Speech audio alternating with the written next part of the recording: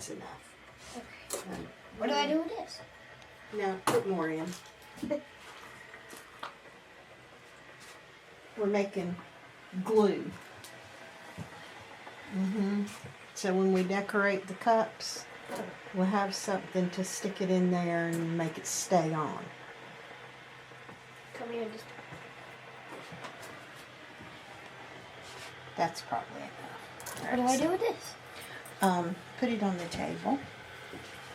I'm going to mash this up. I'm just making slip right now. We're going to use it like glue. This clay is very sticky.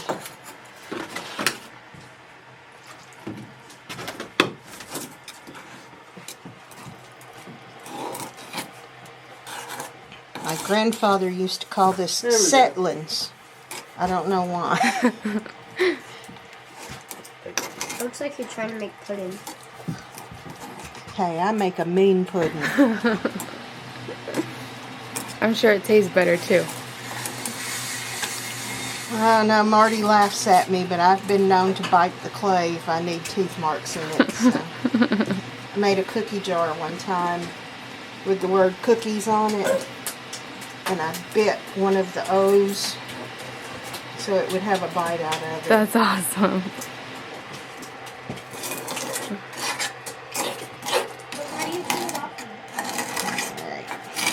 Now, this is every potter's best tool.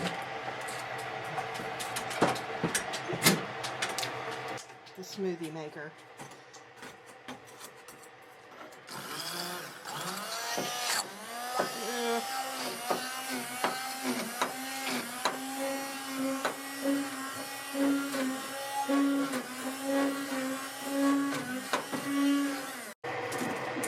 My daughter fusses at me when I do this. Why? Oh, because You gotta cut your the finger blade, off. yeah. I said, if I don't touch the switch.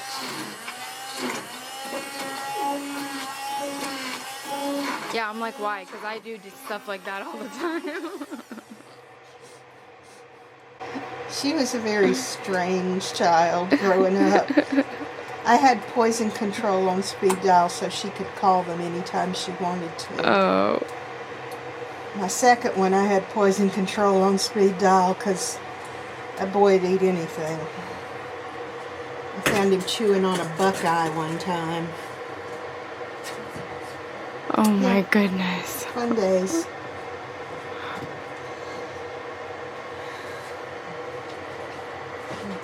Somebody asked me one time what the difference between boys and girls are.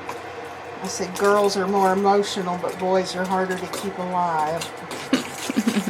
Yeah, that sounds pretty accurate. So, yeah.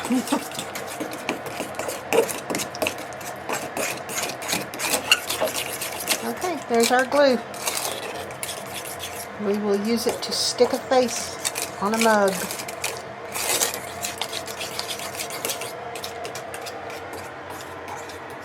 And these are our mugs right here.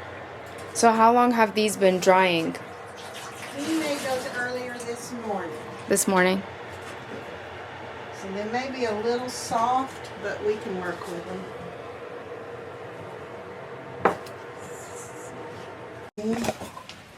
There's the glue. We just kind of put that right there. Alright. This is a lot easier to do than people think it is. You will do well. Okay. I promise. Sit that over there.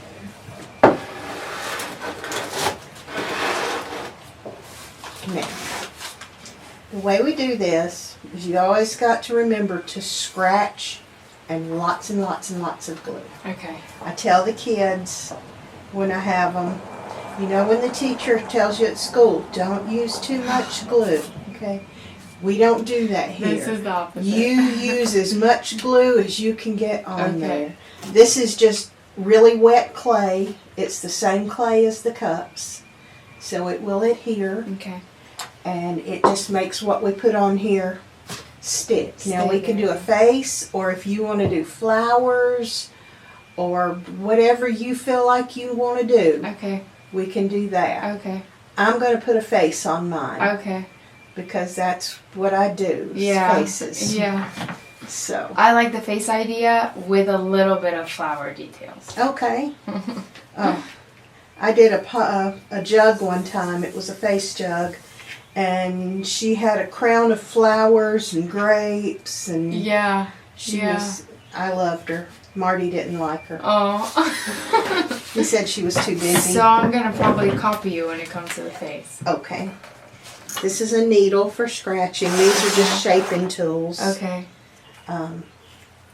You probably will be like me and end up just using your fingers for most of the Yeah. shaping. Yeah.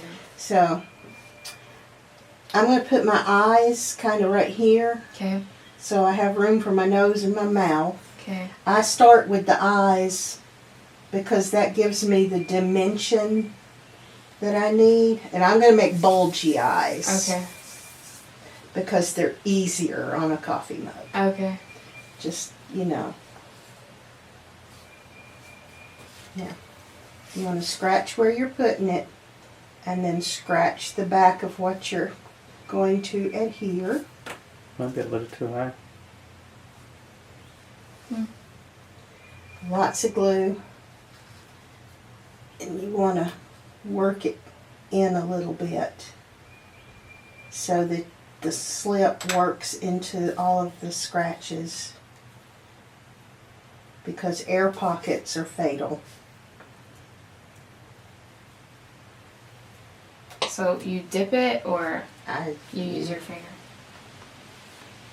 You're going to get messy. There's no way around it. Does that look good? That looks good. Press it in. Anything that's extra, we take off. So, if it squirts out, don't worry about it.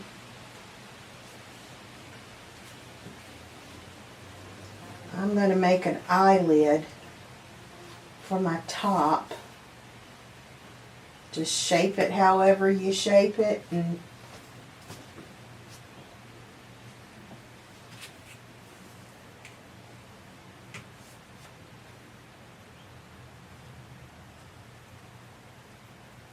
just because those Google eyes stick out a lot. So how long have you been doing this? The YouTube? Mm-hmm. It's gonna be 2 years in July. Wow. Yeah, it's crazy to think about. But the reselling on eBay it's been 4 years now. Oh, okay. And then YouTube came after. I started with pottery. It's how I justified buying so much pottery. There's a lot of that goes on. We love it. we have our T-shirts that we sell, and the ones we have right now say support your local pot dealer. So we appreciate you supporting your local pot dealer. Yep. I love it. My cousin suggested one that I think we're going to do, and it's going to say something like, "My addiction started with a little pot." And yeah, that's a good one. because it does get addictive. And, yeah, it is. It's like making it. You know, you get to where if you don't do it all the time, you miss it. And I'm always thinking of things I can do, and it becomes like a compulsion, I think, once you reach a certain point. Are you finding yourself like dreaming about designs and different things? And My thing is glaze. okay, yeah, I me love too. the glaze. Me too. I love So the glaze. I'm always looking for glazes that I can use. Always looking for new recipes. I have a red glaze that I make that I sell to other potters. Really? Although I'm not sure they're going to be able to afford it much longer because the stuff's gotten so expensive. The stuff for the ingredients. Mm-hmm.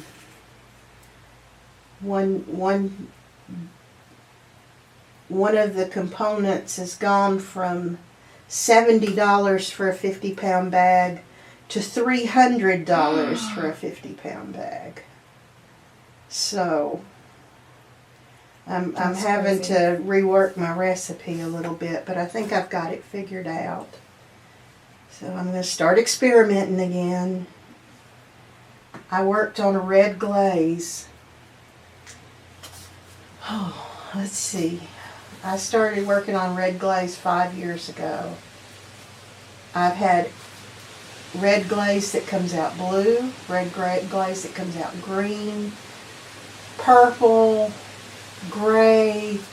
My favorite one was the one that was gray with purple spots, but I never could recreate it. Cool. It was like little tiny purple polka dots. So, it was kind of wild. I still have my family glaze recipe. I'm the only one who has it. Really? My dad made me swear The before he purple one you died. said? No, it's the green tobacco spit. Oh. The exact recipe, because there's lots of tobacco spit glazes. Yeah. But this was the same one my dad used, and it's basically the same one that his dad used. But he made me swear I wouldn't give it to anybody before he passed away. So I'll share the glaze, but I won't share the recipe. The recipe. So, And so how many more family members do you have now that are still doing the pottery? my sister has started to do a little bit again. She did for a while, and then she got out of it, but I think she's starting again. Okay. And I've got a cousin who is making a few pieces, but that's it. That's all that's left. I have another cousin who was making pottery, and he got sick, and he hasn't been able to get back out in the shop, but we're hoping he will. Yeah. So, all the rest of them, either the youngsters aren't interested, or the older ones are all passed away. I've got one aunt left, and she just can't, she's not able anymore. She's almost 90. So, it's hard. Yeah, I mean, it's physical. Of course, we don't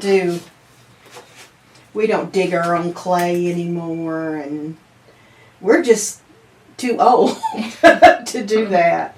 That's for the young bunch. But we like to encourage as much as we can. Yeah. There's a young man, and I cannot remember his name. I have it written down somewhere. He's just getting started, and he was buying commercial glazes, so I gave him one of my recipes that he could use to mix up his own glaze, so he's not having to spend so much money. Because it's like everything else, it's gotten extremely expensive. And I'm sure at the end of the day, it's not as good. Well, it's not as satisfying Yeah. to know, hey, look, I did this all by myself, so I didn't have to depend on somebody else. But I try to help out as much as I can. This is a big old nose. I feel like mine is too small. Put it up against it and look at it, and if it is, you can always change it. Maybe not. So who was the very first person in your family to start? In White County, where we are now, at one point back in the late 1800s, there were 25 potteries operating. Wow. There was a lot of very good clay that was easily accessible. So my great-grandfather built a shop and hired other potters to come and teach his sons. He had 6 sons. Okay. They taught the older 4 or 3, and then they taught their brothers. So there was Wiley, Calder, Casey. Oh, remember the names. LQ. Cheever was my grandfather.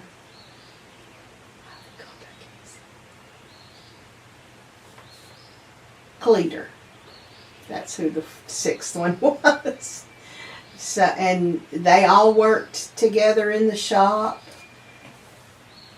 It was kind of a production line sort of thing. One of them would turn, one of them would stick handles on. Wow. One of my uncles he didn't so much want to do the pottery as he wanted to do the delivery. But The social aspect of it. right. But that involved mules and wagons back then. And they delivered everywhere from Atlanta to Murphy, North Carolina. Pulling Wow. wagons with mules. There's a story about one of my uncles.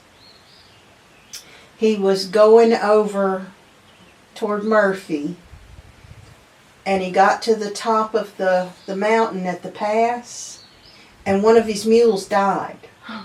Just fell over dead. Oh my goodness. So he had to leave the wagon there and took the other mule and rode it home, and then he walked to Gainesville and he bought a new mule, but it wasn't, you couldn't ride it, so he had to walk it back from Gainesville and then walk back up the mountain with the mules and hook them up.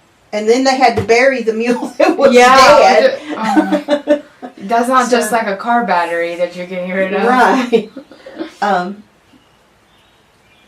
But his brother, who was the one that loved the transportation part, bought a truck.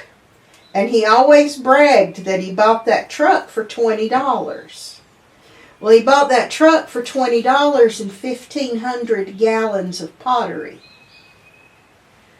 So his brothers did all the pottery, and he just always bragged about that $20 truck.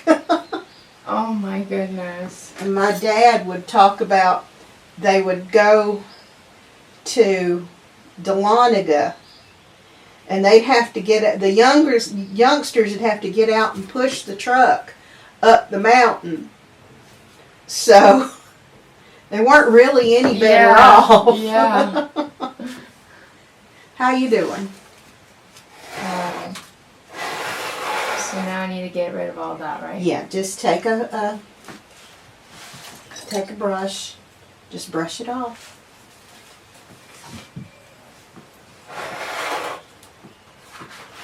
And I promise you, there's nothing that you can do to it that I can't fix. Okay. I have fixed holes in pottery that big. Oh my goodness. At this stage. Yeah. Once it's dry, it's a lot harder to fix.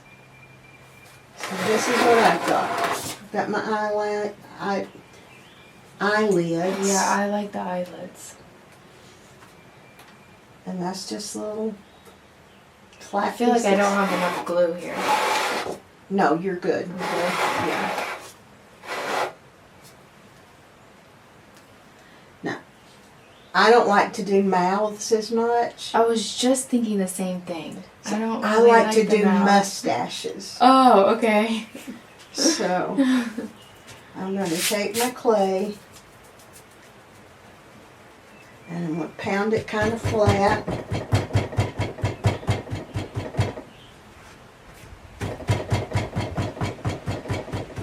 And I think this guy's going to get kind of a curly Q. Not so much a Burt Reynolds. And I can do the mustache, and then I just do a bottom lip.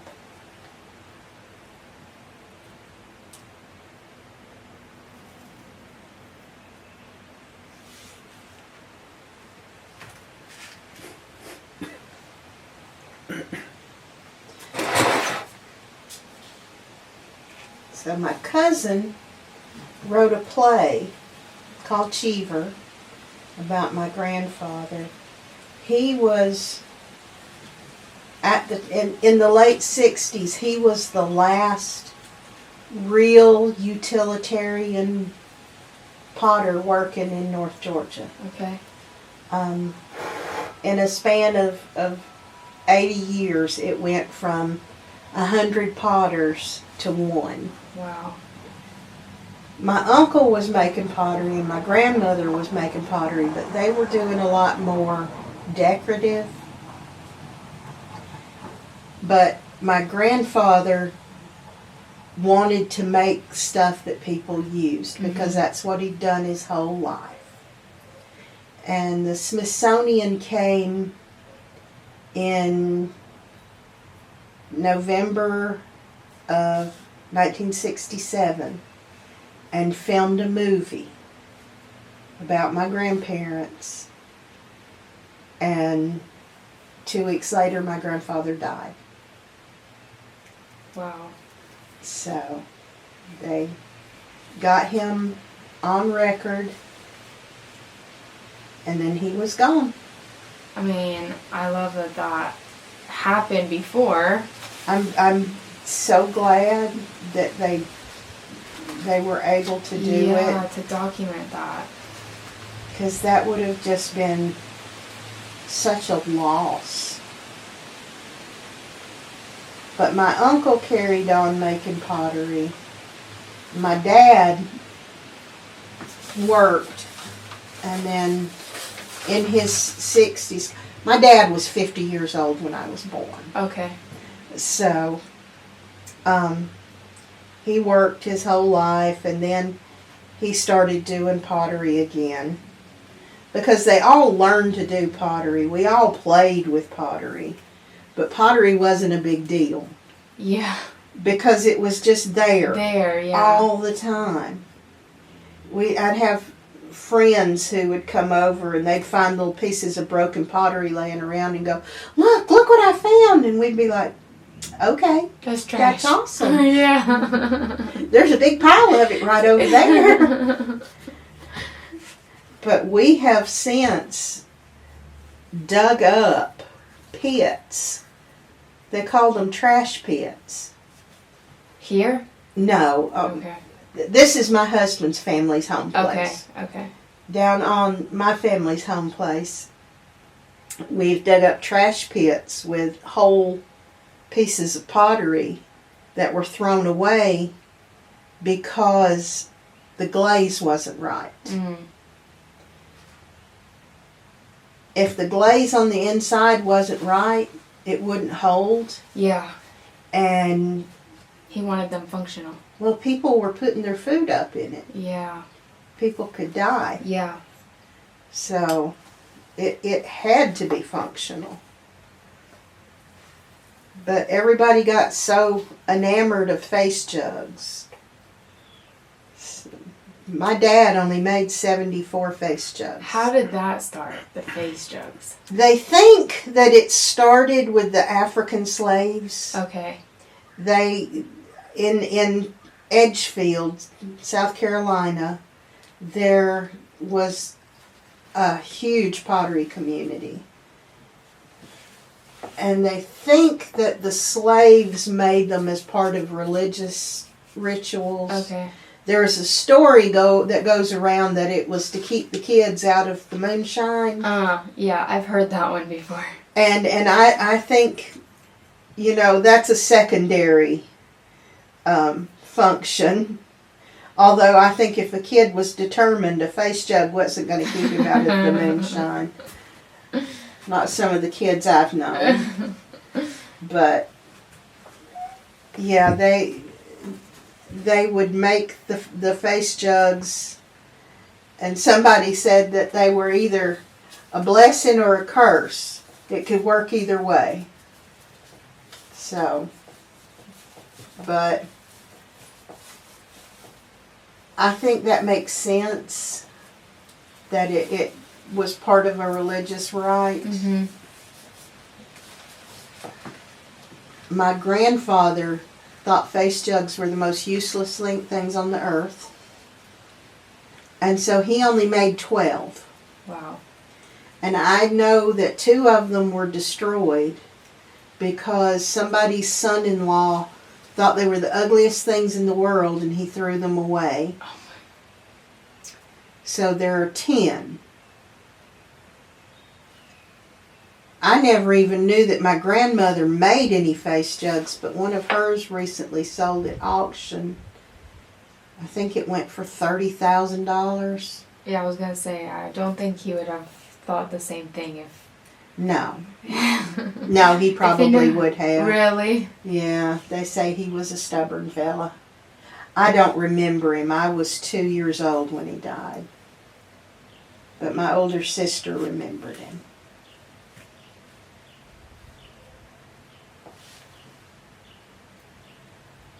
I believe this fella's going to end up being like Major Fauntleroy or something. But this is just fun to do. It is. I love it. It's very relaxing. Me and my sister paint pottery. I love to do that too. I mix my own underglaze colors too. Yeah. So, I've started making pencils. I never even thought that's such a good idea. You can buy them, but they're kind of expensive. Yeah. And I've got all of the stuff I need to make them, so why not make them? Can you kind of explain, like, so like I see the glazes, but like as far as like what it is and underglaze and top, like, can you kind of explain the difference? Sure. between all that? Underglaze is like paint. Okay. It's just color. Okay. It's not going to change too much when you fire the pottery. Okay. So what you see is what it's going to be. Right. It might lighten, it might darken a little, but it's not like a chemical reaction that you're going to get. Yeah. Glaze is all about chemistry. Okay. You have your ingredients. You have a clay, and then you have your silica for the base, and something to make it melt, which is called a flux. Okay. And then you have your colorants, which are things like oxides. Cobalt oxide makes blue. Okay, yeah. Chromium oxide makes green. Tin oxide makes white. Iron oxide makes red, green, and blue. Wow. And purple. So is that dependent So on heat it then? depends on heat and what you mix with it. Okay. So that's where the experimentation comes in. Yeah, that's fun. Sometimes you can make a glaze, and you think, okay, this is how this is going to come out, and then it comes out, and you're like, that's not even in the same color family. Yeah. It's like my trying to make red. Yeah. I got everything except red. Yeah. Until I finally figured out how to make red. That's awesome. So some of them are more difficult to get. Yeah. There are glazes that make big crystalline structures. Yeah. Those, I would love to make those, but you have to have a very specific firing schedule with them. I see. They can only be done in an electric kiln, as far as I know, because a wood kiln is too unpredictable. Yeah. So that's why that pottery is so expensive. Right. Because it is a lot of work. Yeah, I know, it's so expensive. I love it. I know. It's so cool. Like sometimes you're like, how is this even a thing when you're looking at it? I know. And it's just chemistry, so. So cool. There was a potter that used to work. His name was Sid Luck. And he started life as a chemist. Okay. And became a potter when he retired. Okay. So he had some of the most beautiful glazes. Yeah. But, you know, you don't like to go up to somebody and say, "You have gorgeous glazes. Give me a recipe." That would be nice if it worked like that. But I've done that before. Yeah. And they gave me the glaze That's recipe. awesome. That's awesome. And it's a beautiful glaze. Yeah. So I call it my Asheville green glaze because I got it from somebody in Asheville. That's awesome. We went to an art show. Yeah. And the woman was selling her pieces, and I saw this glaze, and I was like, "That is the most beautiful glaze. I don't suppose you'd give me the recipe." She said, "Give me your email address." Oh, that's nice. I love you. That's nice. Darn, now I have to buy a piece of pottery. It's all right. Yeah. But yeah, glaze is the hardest part. Yeah. I've got a gold over there. It's important though to me that my glazes are food safe. That gold is not food safe Okay. at all. Yeah. But everything else that we use, you can cook in. You can Okay. eat out of. Yeah. That weird looking thing with the flowers on it. Yeah. That's a sauerkraut pot. Okay. You make kraut in it. You Yeah. put water around the rim Yeah. and put the lid, Yeah. Yeah. and it seals. Yeah. So, everything I think needs to have a purpose. Yeah. I'm a lot like my grandfather that way. Yeah, I agree. I like the functional pieces. Yeah, because you'll be able to drink your coffee out of this. Yeah. I don't know. You may drink A piece tea. that you love that you can actually Right. use. Right. Yeah. Of course, then you get it and you put it on the shelf and you go, "I should use that, but it's so pretty. What if I break it?" I know. I know. I had a beautiful piece one time that a potter had given me, and it was this gorgeous gallon jug in this beautiful light blue glaze. Yeah. That he passed away before I asked him for the recipe. Oh. My son ran into it when he was a baby, Yeah. and it fell on the hearth, and it was gone forever. I know. I mean, you can glue that stuff together, but it's never the It's same. never the same, and you can't really repair it. People bring stuff to us and say, "Can you fix this?" And I'm like, "Well, can you tell me what kind of clay it is? Yeah. Can you tell me what the glaze is? Can you tell me what temperature it fired to?" Yeah. And sometimes if you know all that stuff, you can do something that might repair it a little, but often as not, there's no chance. Yeah. So, I mean, y'all have one of those chicken bowls in there that the tail is broken. mm-hmm. But I'm like, I love them so much. I like the broken pieces because to me that's part of the history of it.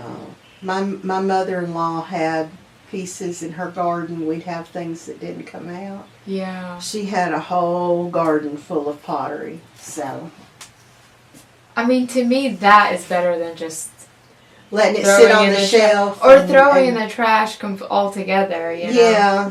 Well, back when they were making pottery for people to put their food up in, it had to be right, and there wasn't anything you could do with it except maybe use it as a flower pot. Yeah. But you couldn't let people have it because then they'd try to use it instead of using it as a flower pot. So, and I think in the 60s, my grandfather was getting maybe a quart You know, he'd sell a Yeah, churn yeah. for less than $10. Yeah. So it's almost like it wasn't as valuable to them. It's like me growing up. I didn't see the value in it because I didn't understand. I thought everybody made pottery because Everybody I knew made yeah, pottery. Yeah. So my friends would be like, "How do they make that pottery?" I'm like, "I don't know. They just do. They just do." But I just did that backward. So your grandma is the one that used to do the chickens? Yes, her name was Ari. And where did that, like, she just loves chickens? She, after my grandfather retired, she got tired of him being around the house all the time. Okay. So she went to the pottery shop and she taught herself to turn pottery. And she started making decorative stuff. And the chickens just sort of Happened. She would draw out what she wanted to make. And she made chickens, she made partridges, peacocks.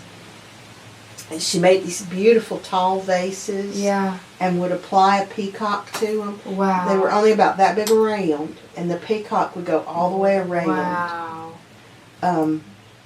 I don't turn that well.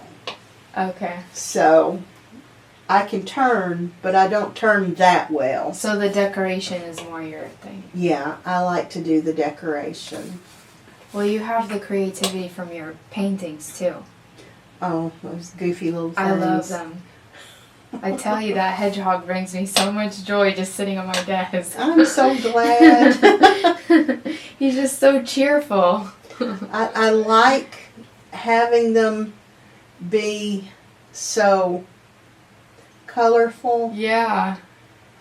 And I've got one right now that I've done, and I look at it and go, I can't let people see this thing.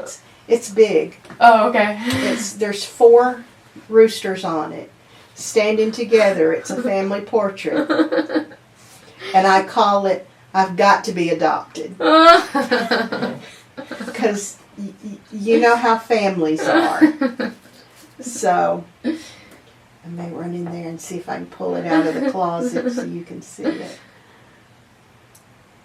But I just have fun doing those. Yeah, I've done those on coffee mugs. Just crazy things. But I didn't think I would do face jugs because I didn't get along with my uncle at all. So that was his thing. Yeah. But I love face jugs. I Yeah, love me to too. do face I jugs. love them so much. And I tried to make mine not look alike. Yeah. So I think all of his looked alike and they all looked like him. Well, I was gonna say there's a lot of people that are quite opposite, where they want, you know, their pieces to look like it came from them, you know? Well, but I like how you're like, you put the creative spin behind each one that you do. I try to make them individuals. Yeah. I try to name them all. Yeah. I used to give them all backstories, but sometimes life gets in the way. I had one that I made once, and I think this was my favorite face jug I ever did.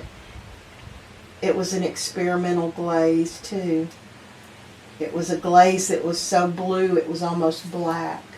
I love that. Like midnight. Yeah. Well, his name was Willie. He was the first face jug I ever made with teeth. Okay. His story was that Willie was the nicest guy you would ever meet. He worked at the local dump. Okay. Used to be when you went to the dump, it was a big hole and you'd back up to it and put your stuff in it. Yeah. Willie would help you unload your truck. Okay. He would, he'd tell you, oh, just go on, I'll take care of everything. Willie spent a lot of time watching Antiques Roadshow. Okay. He's the neighborhood guy. Willie made $3.8 million selling everybody's stuff.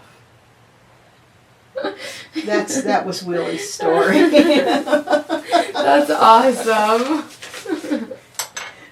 There was some good stuff at that dump. But just something fun. Yeah. To make it, that lip looks terrible, so that you have something other than just a block of dirt.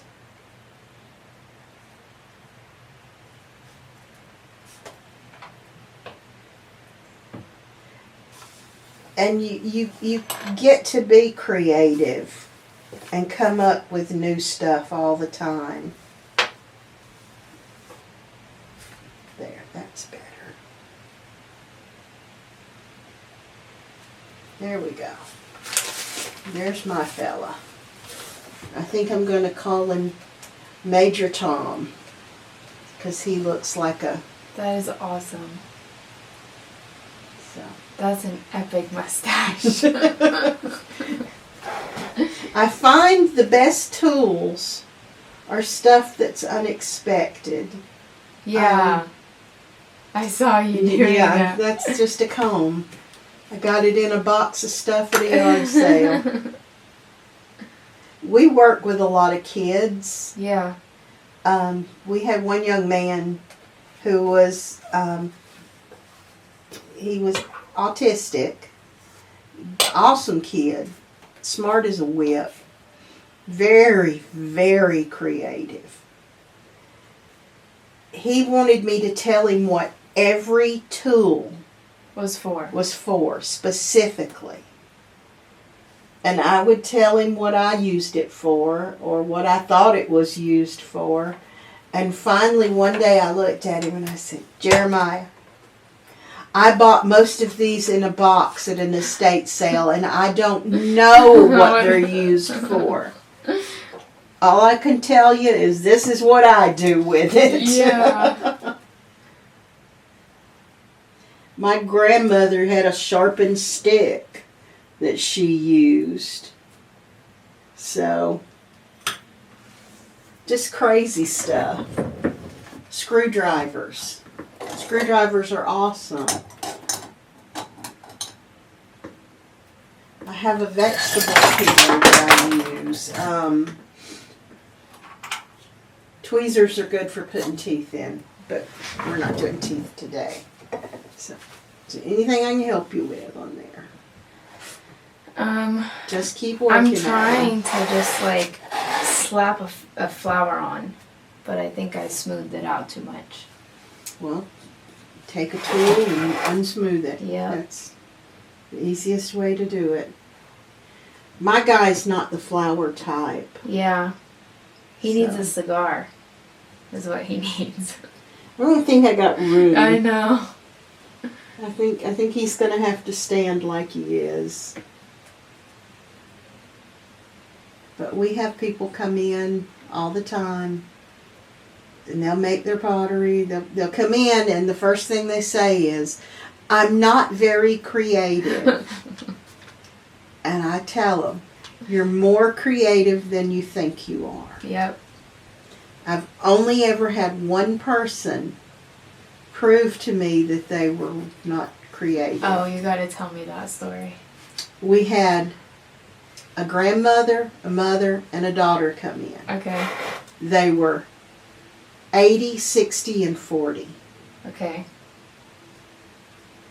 The daughter was an artist, so her piece was amazing when she got done. The grandmother said, I'm not creative. And I said, no, that's ridiculous. Everybody's got some creativity. Yeah. When she finished her piece, it was a flower with 4 petals that weren't even. Mm-hmm.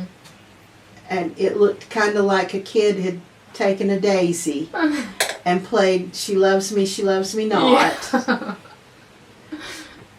And it was not going well, so they just kind of threw the daisy down. but she was so happy with it Oh.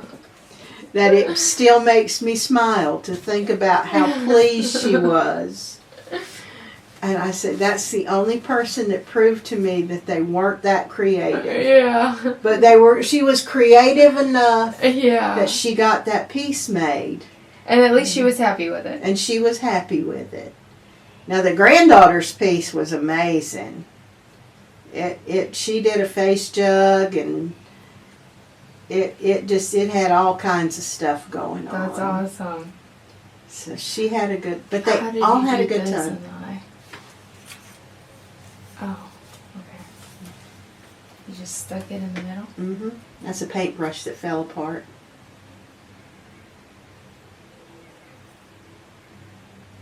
Should I be pushing harder? A little bit harder. You spin it. That helps. Yeah.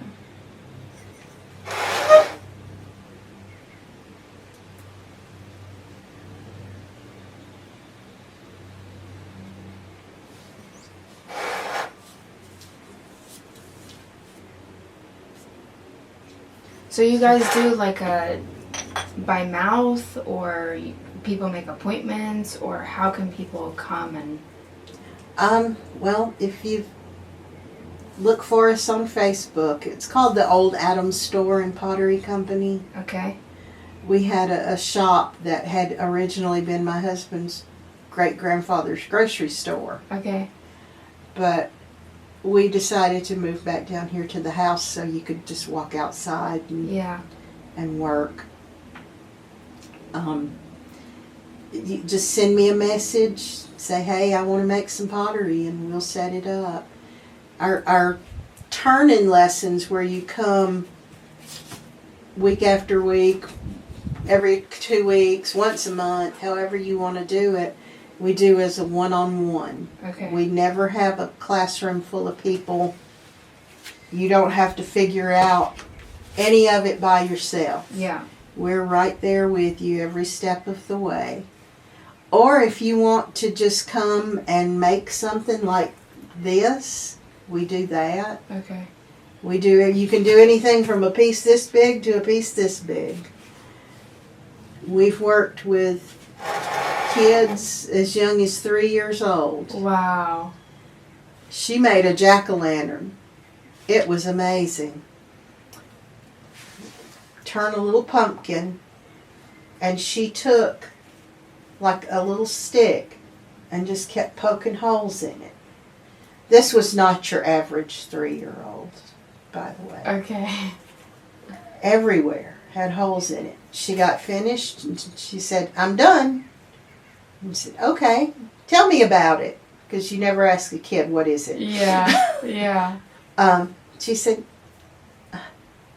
it's a lightning bug house. Oh. Made perfect sense Yeah, after genius. that. So,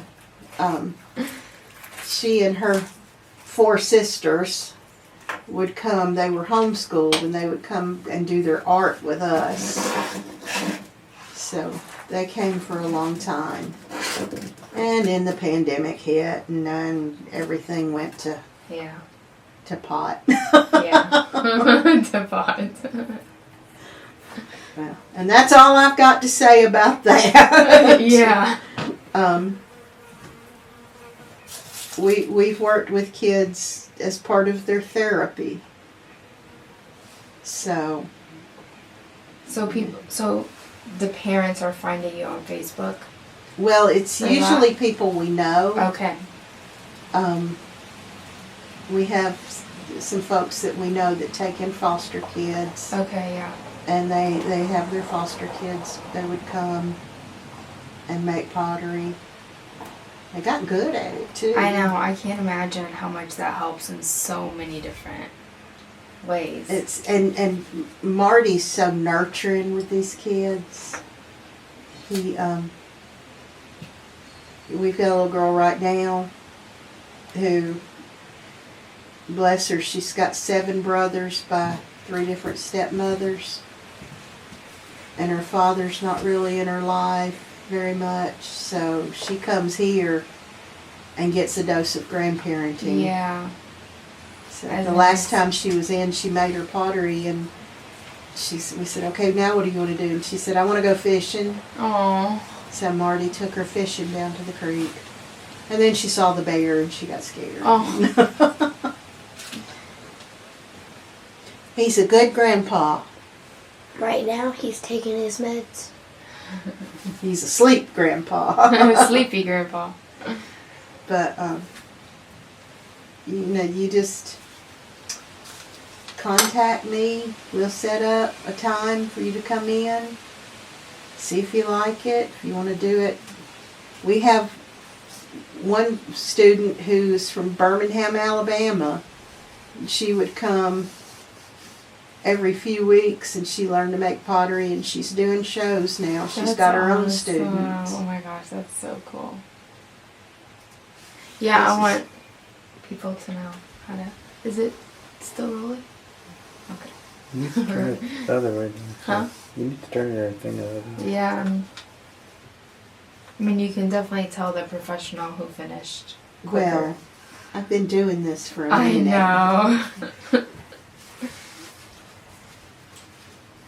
But it's So- very therapeutic. Yeah, it is. Like, you can just get lost and not even know what's happening. See, but now you've got a coffee mug that you've made, and it's going to be awesome. Yeah, I think in the creativity department, I have my moments where it can come out, you know. I promise you, if you practice, Yeah. I'll send you home some clay. You can play with it.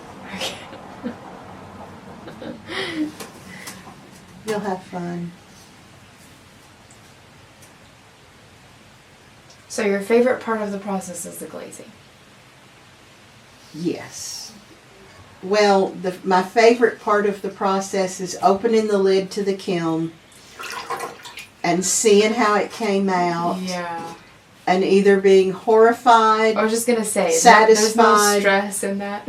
or excited. Yeah. I've been horrified. You open it up and something blew up and it took out everything around it. And, oh, Yeah, I can't. it's even imagine. heartbreaking. Right now, we've got a pig that only has 3 legs that was supposed to be a little girl's piggy bank. And because I wasn't careful enough, I guess, putting the legs on, one of them blew off. Oh no. So, it's going in the garden. And we'll have to redo the piggy bank. piggy. So, you never know. My dad, we bisque fire our pieces before we glaze them and fire them. Yeah. So, once we get it to the point of glazing, we're 90% sure nothing's going to blow up. Okay. If it's going to blow up, it's going to blow up in the bisque stage. I just lost my train of thought. I'm good at that. But, yeah, you can have a catastrophe. My dad fired his stuff. He never bisqued. He would put it in the kiln, and he would fire his kiln for 13 hours. Okay. Now, we're talking about a wood kiln that for 5 hours that we fire it takes 5 pickup truckloads of wood, and about 5 to 7 hours. Oh my gosh. He would start in the morning and he'd go all day long. He opened up the kiln one time and every piece, the glaze had burned off of it. Oh my gosh. About 120 pieces.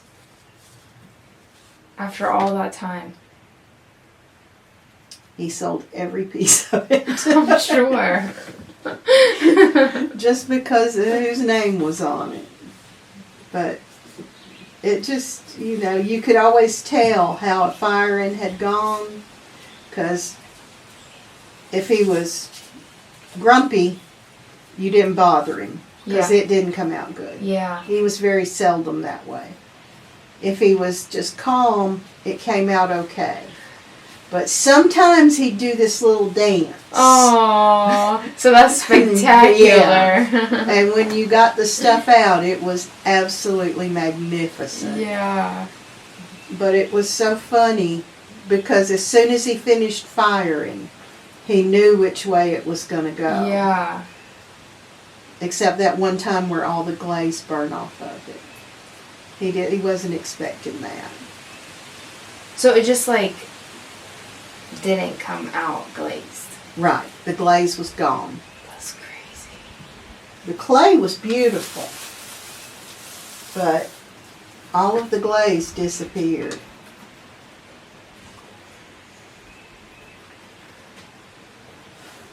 Let's see. I've got a video of our kiln firing. If I can get it to come up. I don't have much Wi-Fi on here.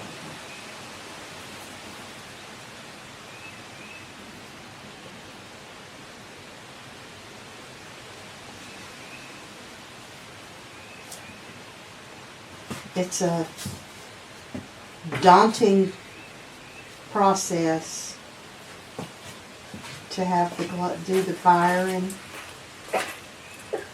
on the big kiln, because we're just not as young as we used to be.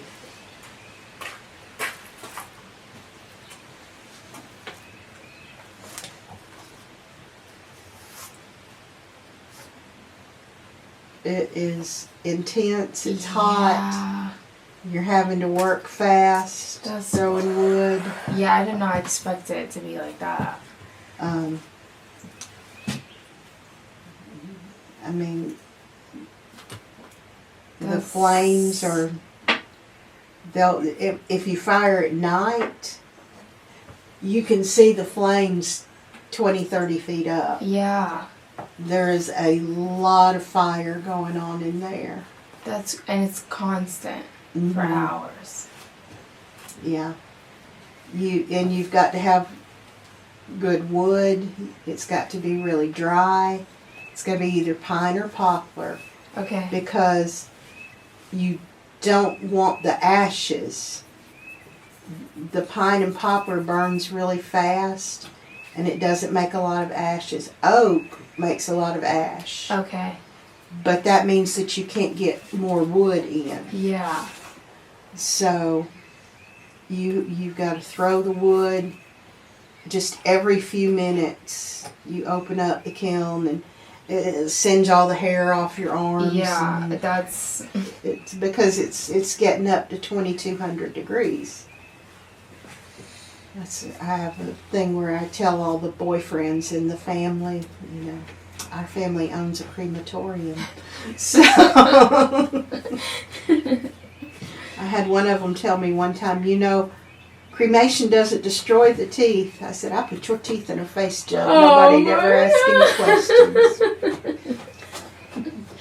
So, just so they know not to bother the girls in the family.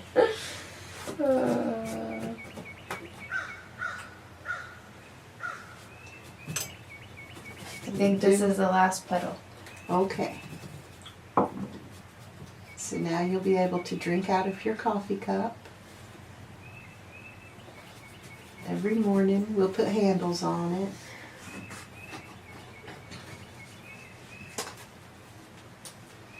But yeah, the possibilities are pretty much endless for what you can do.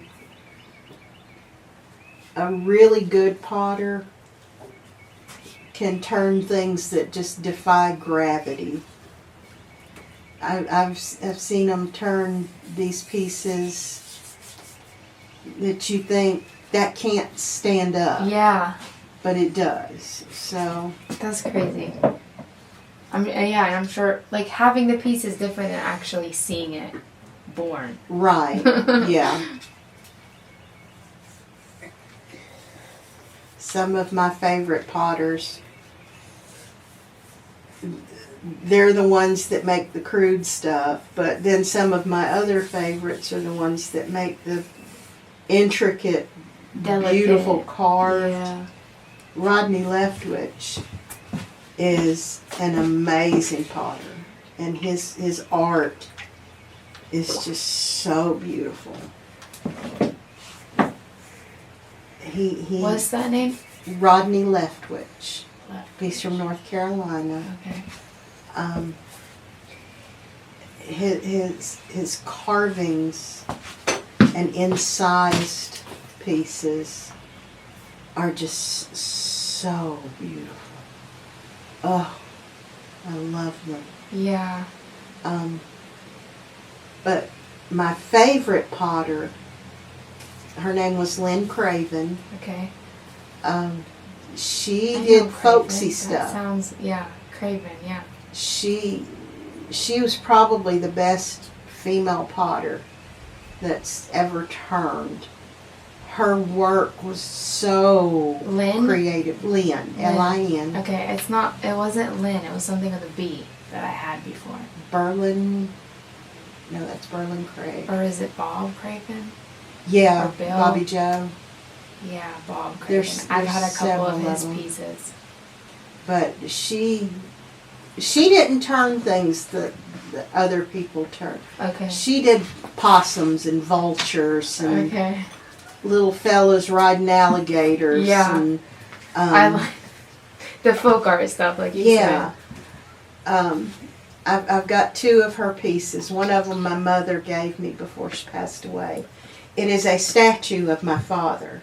said. No way. It's her statues were just fantastic. She used to do these ladies. She called them her church choir. My favorite one had her hair in rollers. She was wearing a robe. She had her Bible in one hand and her rolling pin in the other. Oh. She was waiting on her husband to come home. Oh, I've seen that picture, like that print. I love her. She was so creative and she was so humble and so willing to help anybody. That's nice.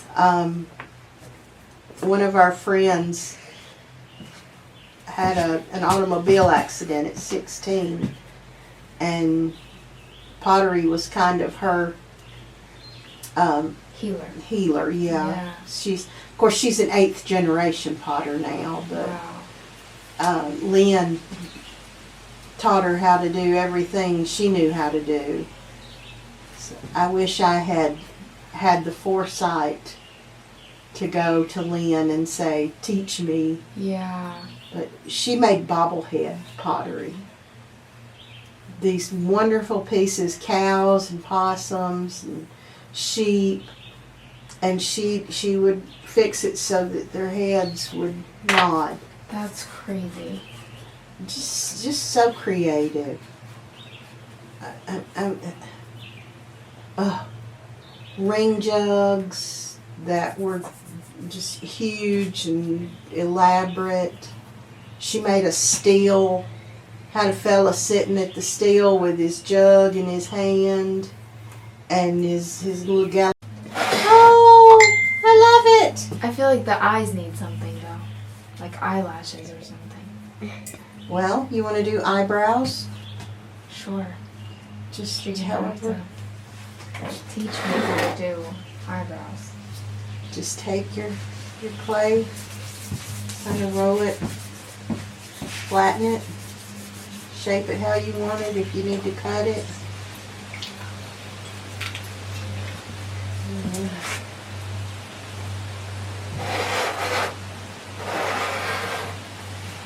Turn it the other way. There we go.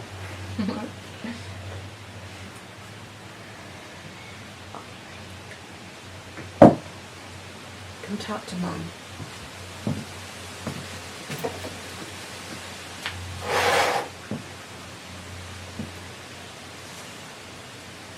So I do this texture before I get it on or after? I would scratch it first on the back but flatten I it do a it little bit. on, but You do it on. yeah.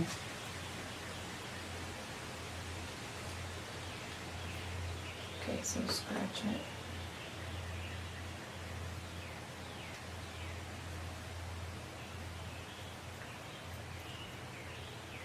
Now you'll have to schedule a time to come back and paint him.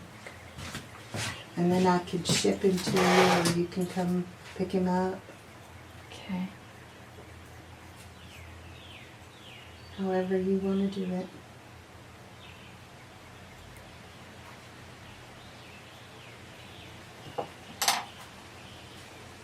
Don't forget your glue. Oh, Lots yes. of glue.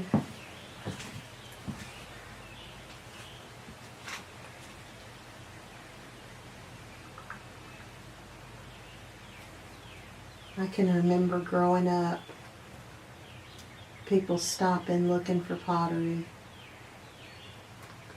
And we'd send them on down the road.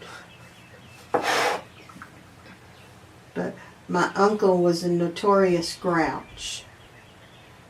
He wasn't a grouch to somebody who was buying pottery, but he was pretty much a grouch to everybody else. So I remember my aunt was at their house one day, and Oh my gosh. take it inside. She told him somebody was there to buy pottery, and he said, "Well, tell him I'm not here." And she went out on the porch and said, "He said to tell you he's not here." So, older sisters didn't put up with that mess.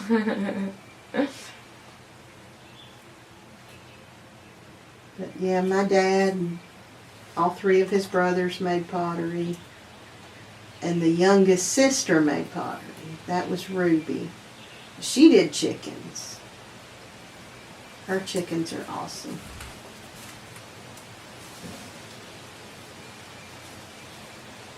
Hers kind of resemble Granny's, but not completely. It's her own take on it. Yeah. So, you know, you got to find your thing. Yeah, like your own signature. Mine is just all over the place. I like so. that. Just whatever you're feeling. Well, it's like the flowers on the water. Yeah, sealed jug. I love that. And it's Yeah. like completely a different take than something like this. Right. It's elegant almost. Yeah, yeah. And It has movement. I like something that's a little different Yeah. every time. I could turn it out and make it all look just alike, but then all you'd have is a bunch of pottery that looks just alike. Yeah. And that's not what it's supposed to be about to me. It's like these goofy cats I've been making. With the wind chimes. Yeah, what Yeah. inspired you to do those? I saw something online that was a cat wind chime, and I Uh-huh. said, you know, I could make something I could do like that. Yeah. And it's just fun. Make them different sizes. And these are just, I'm not even going to glaze them. So.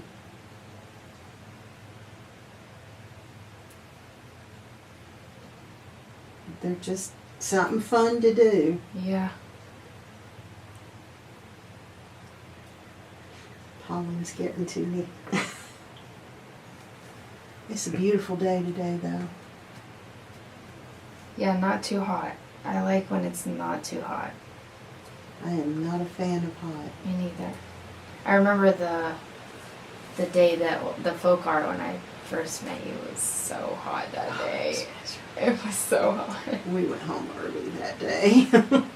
It I was was telling us I just can't take it.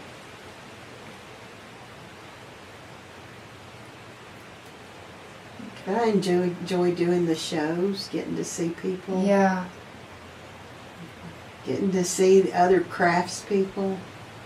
Because there's some amazing creativity in the world. And the thing about folk art is anybody can do it. Some people do it really, really well and get really, really good at it, but anybody can express a creative side. Yeah. And folk art says, hey, it doesn't have to look like a photograph. Yeah. We're not all Bob Ross. I know. And it differs from day to day with everybody too. Like, Yeah. you were feeling flowers one day and face jug another day, and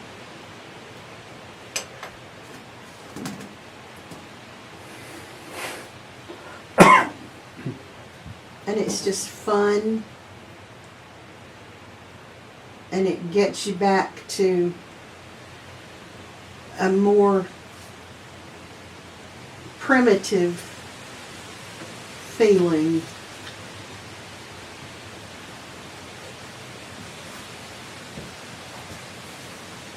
Battery's flashing.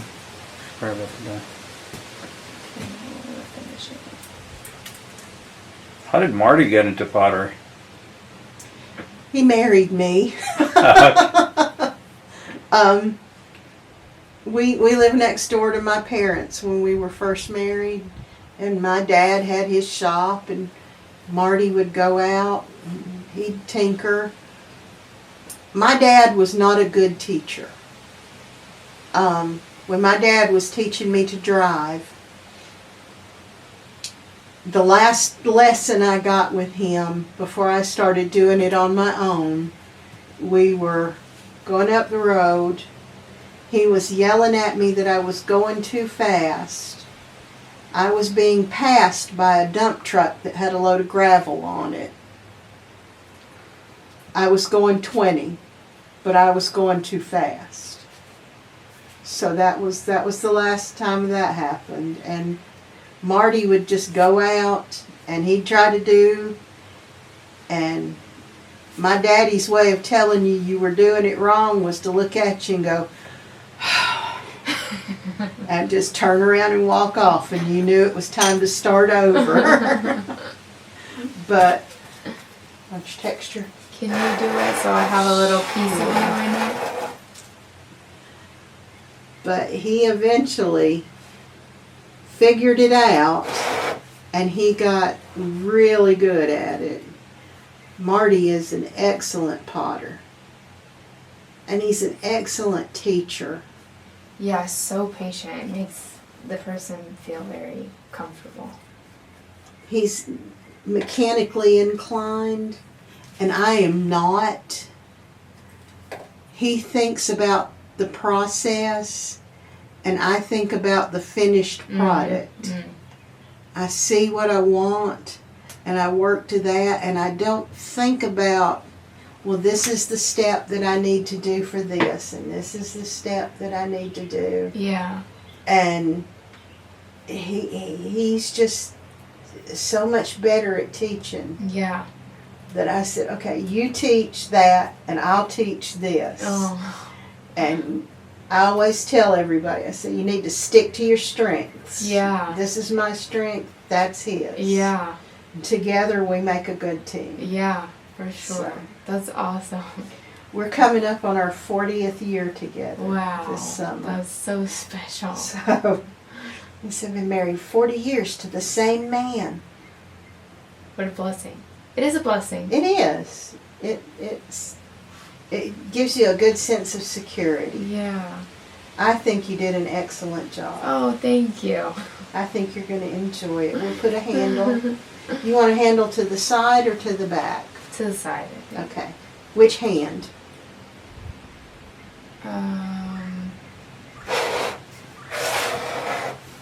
You going to hold it like this or hold it like this? I think hold it like this. Okay. But actually, what if we don't do any handle? Okay. That's good too. Because then I could use it for anything. There you go. Yeah, Are you I going to like sign it too? I know, I was thinking about signature. You should both sign. We both should sign it. Let's see. I think. Actually, even if we just do the signature, like that. Yeah, I think that's going to be the way to go. And it's because it's very wet. Whee, it's very wet.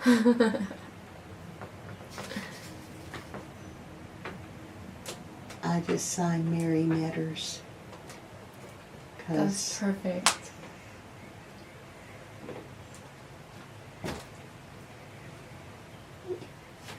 It's very wet. So.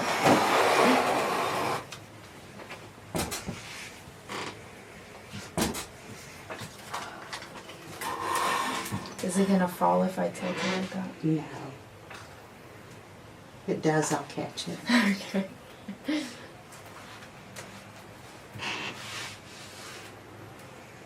It has a low center of gravity.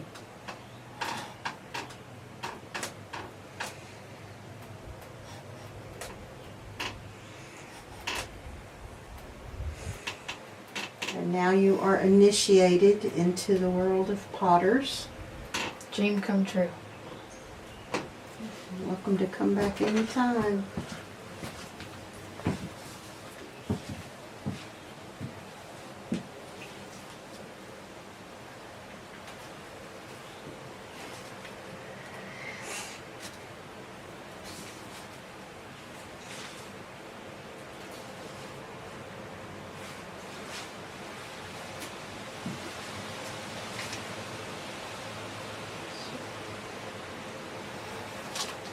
Alright.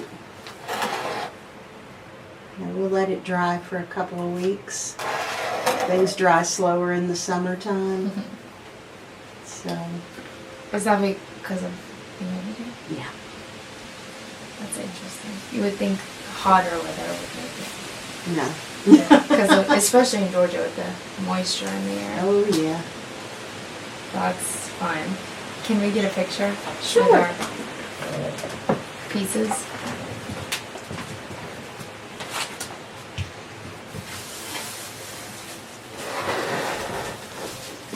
And our masterpieces.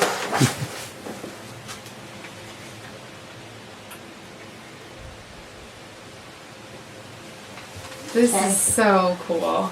Well, I'm glad you had a good time. Thank you so much for having me. Really, this was No, just it was so fun. cool. Very nice. I'll text it to you. Okay.